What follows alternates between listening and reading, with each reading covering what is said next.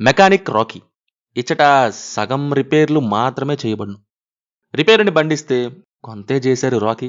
Average work అనిపించింది నాకైతే. Second half బానే ఉంది. బట్ ఫస్ట్ హాఫే దెబ్బడింది. హీరో రాకేష్ యొక్క గ్యారేజ్ని తొలగించేసే టైం వచ్చిద్ది. లోన్ కోసం రాకేష్ తిరుగుతూ ఉంటాడు. మరేం జరిగిద్ది, అసలు ఏమైంది అనేది ఉంటుంది మూవీలో. సెకండ్ హాఫ్లో ట్విస్ట్ అన్ఎక్స్పెక్టెడ్ అనే చెప్పాలి. దానివల్లే అప్పటిదాకా ఉన్న ఈవెంట్స్కి ఆ నెక్స్ట్ ఈవెంట్స్కి డిఫరెన్స్ కనిపించింది. అండ్ జాన్రా అనేది మారింది. ఇక్కడ నుంచి కథ ఇంట్రెస్టింగ్గా మారిందనమాట. ఆ తర్వాత వచ్చే సీన్స్, ఆ నెక్స్ట్ వచ్చే టర్న్స్, ఇవి కొన్ని క్యారెక్టర్స్కి కనెక్ట్ చేయటం. అండ్ ఫస్ట్ హాఫ్లో 2-3 చోట్ల అంత సింపుల్గా ఎలా అయిపోయింది అనే వాటికి కూడా ఇక్కడ ఆన్సర్స్ వచ్చాయి. అప్పటిదాకా ఒక ట్రాక్లోకి వెళ్ళిన సెకండ్ హాఫ్ మటుకు మంచి ట్రాక్లోకే వచ్చారు. బట్ ప్రాబ్లం ఏంటంటే ఫస్ట్ హాఫ్ ట్రాకే. సెకండ్ హాఫ్లోని క్లైమాక్స్ హై ఇవ్వకపోయినా ఎంగేజ్ చేసి నార్మల్ ఎండింగ్ ఇచ్చారు. బట్ ఫస్ట్ హాఫ్లోని లవ్ స్టోరీ అని, హీరోయిన్ ట్రాక్ అని చాలా అన్నెసరీగా చేశారు. ఇక్కడ తను హీరో లవరే అవ్వాల్సిన పనే లేదు. బట్ దానివల్ల మెయిన్ ఈవెంట్ సెకండ్ హాఫ్లో రావాల్సి వచ్చింది. ఈ ట్రాక్ వల్ల ఉండాల్సిన ఎమోషనల్ కనెక్షన్ మిస్ అయింది. బాగా స్ట్రెచ్ చేసిన హీరోయిన్ ట్రాక్ లేకుండా, సోదిలో సాంగ్స్, అనవసరపు హీరో బిల్డప్, అతి డైలాగ్స్ లాంటివి లేకుండా, ట్విస్ట్ కాస్త ముందే పడి క్యాట్ అండ్ మౌస్ గేమ్స్ అయ్యి ఉంటే సినిమా ఇంకా ఎంగేజింగ్గా అయ్యి ఉండేది కదా అని అనిపించింది మొత్తం అయిపోయాక నాకైతే.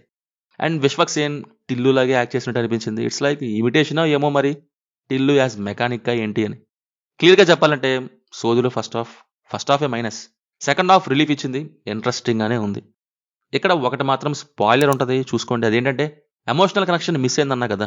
రైటింగ్ మీనాక్షి మీద కాకుండా ఫ్రెండ్ సైడ్ నుంచి టైం ఎక్కువ పడుంటే జాన్రాకి అంటే హీరో ఎందుకు చేస్తున్నాడు అనేదానికి ఫీల్ కలిగేది కదా అన్న అభిప్రాయం. Performances wise Vishwak Sen acting మార్చాలనిపిస్తుంది.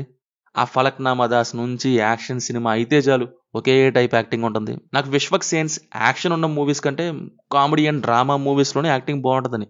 Fights ఉన్న మూవీ అయితే సేమ్ టైప్ చేస్తున్నారు. మీనాక్షి అయితే ఓకే. శ్రద్ధా శ్రీనాథ్ అయితే బాగా చేశారు, మంచి రోల్ పడింది. ఇక సునీల్ నుంచి నరేష్ గారు and remaining all decent. BGM okayish feeling. ఒకటి నచ్చింది సినిమా మొత్తంలో, సెకండ్ హాఫ్లో వస్తుంది అది. సమ్వాట్ మాస్ అనే వర్డ్ వినిపిస్తుంది. ఫైనల్లీ కొంత రిపేర్ వర్క్ ఉంది.